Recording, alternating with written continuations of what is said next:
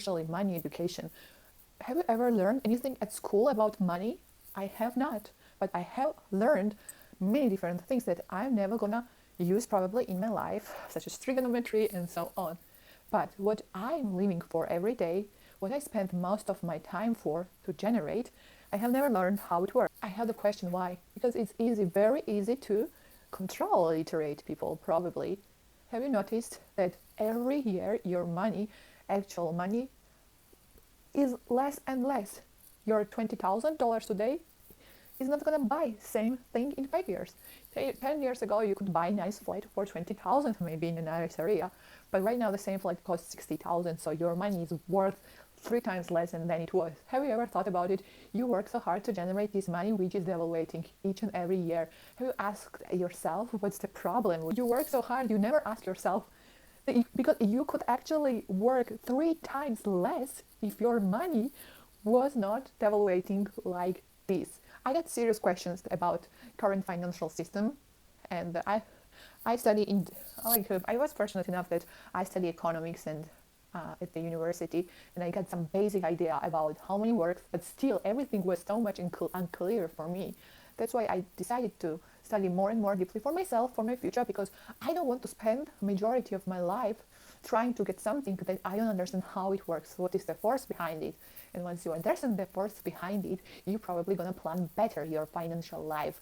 Looking deeply into this subject matter, I found something strange, and that I think that current financial systems government is actually stealing money from us, and there is big problem in current financial system that sooner rather than later, I would say, gonna collapse. And I'm preparing myself for a big financial crisis that's can be the biggest, actually, in my opinion, that we have ever seen, because with greatest crisis comes greatest opportunities. That's what I believe. But this is the subject for my another videos.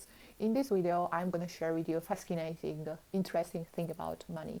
And first of all, let's have a very quick recap about the history of money. What is money? How does it came from in the first place?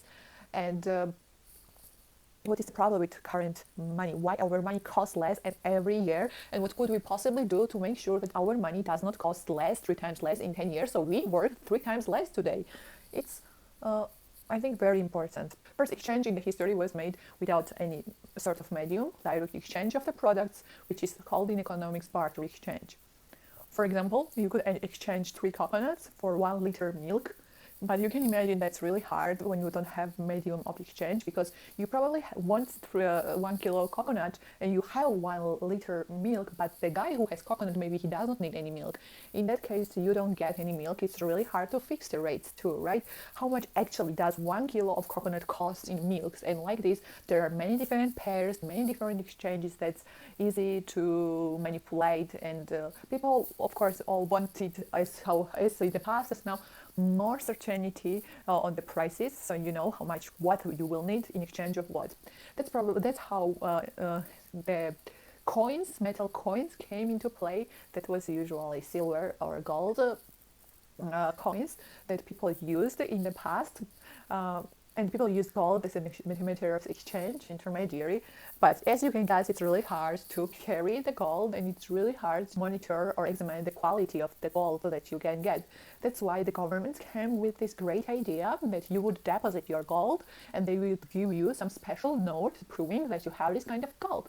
Smart, very smart. So you got this paper proof of your money that you could carry with you. It's not heavy, it was relatively durable, and it made life way simpler. So then our forefathers in 1944 at the Bretton Woods Conference, after the World War, came into conclusion for a great thing. They decided that the United dollar would be fixed in gold, and other currencies would be fixed in United States dollars. That gave great dominance to United States dollars. I don't know why other countries would agree on this, but economic was so stagnating. That was probably only solution that they could think of at that time. Then suddenly Nixon shock happened in 1971. President Nixon declared that the dollar would not be backed up with the gold. So there will be a currency for the first time in the history that would not be backed up with anything, just a paper that it's easy to print. All of us agree that it has some value. Paper that not everybody, but paper that one person can easily print has some value as a matter of exchange. But here is the big problem. What is the difference between the gold, which was the money before, let's say, and the paper money, which is no longer backed up with the gold?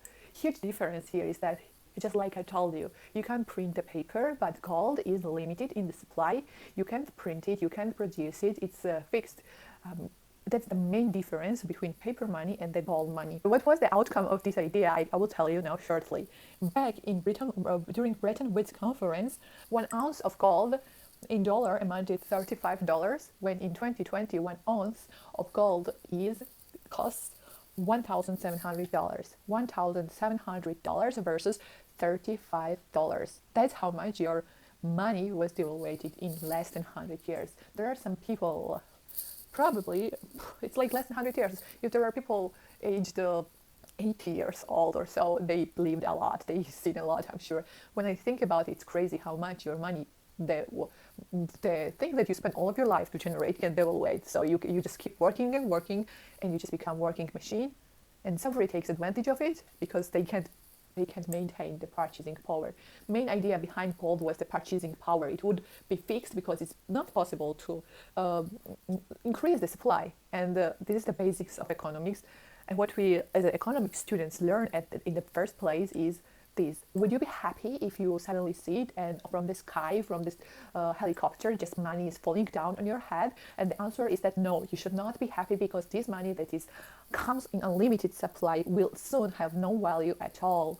That's the basic of money, and that's where governments try to trick us, the people, so we just give up most valuable resource that we have, our time, our freedom. We are giving up it for something that they have control on and that they can't maintain, and that is devaluating time to time. And to prove that it's not just words that I'm talking about, I'm going to actually show you some legit statistics. Here I'm displaying right now United States money supply from 2000 to 2020. You can see that money supply was increasing until 2008. 2008 caused government crisis. In order to stabilize the market, government increased the money supply, and money supply since then is skyrocketing, reaching its all-time high in 2020. And I can imagine that crisis that was not initiated by pandemic or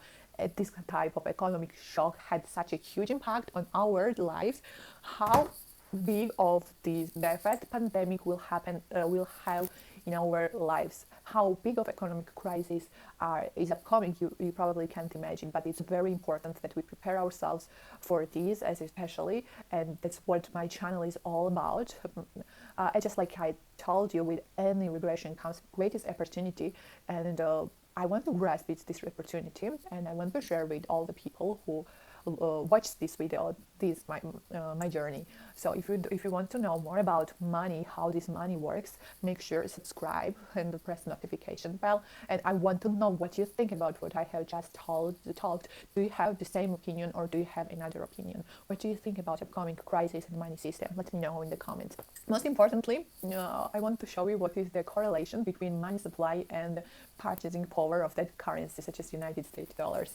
You just see on the slide here money supply, and now we will see purchasing power of United States dollars, which is decreasing every year. Purchasing power of United States dollars is decreasing. So imagine once again, if it was not decreasing, if government was efficient enough to maintain the purchasing power, you would just have to work way less, because your purchasing power, like, let's compare, would be the same over a period of time, and the money that you earned 10 years ago won't be twice as less as back then. So you would have to work twice less, guys. It's crazy when you realize. Let's, for comparison, also take the same example of Euro money supply. It's the same graph. It's a direct correlation between money supply and the purchasing power. So biggest problem with money is money printing and the currency that is possible. But what is the problem is that some guy head of national banks around this head of national banks, some guy who may or may not be illiterate enough, makes decision for the whole country, and that affects all of us. Our money is in the hand of one person. Then we can now, I think, make decision what's the problem with current money. And I'm sure that something needs to be changed, and it will be changed sooner or later, where the great opportunity for us will come. I believe that, just like I told you, I believe that greatest thing that we can do for ourselves is education, and especially money education.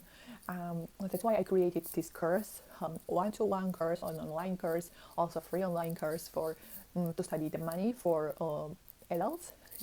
Down below, I will leave the link where you can sign up to get access to my free course. I was thinking, should it be free or should it be paid? Because people usually don't value something that is free. And if you think that if it's free, there is no value behind it. So I'm sure there is huge value behind my course. And I was thinking that maybe I would make it not free, but as my goal is to help you understand our everyday life, it's probably not logical if I put some money in this, but I offer one-on-one classes for children to teach them something that I wish I learned at school. So it's the greatest thing that parents could do for their children, to teach them how money works. And if you want to sign up your child, also link will be down in the description. You just let me know that you want your child to know more about money, and I will provide some theoretical and practical case studies in money for your children. That was it for today's video. Bye for now. Thanks for watching.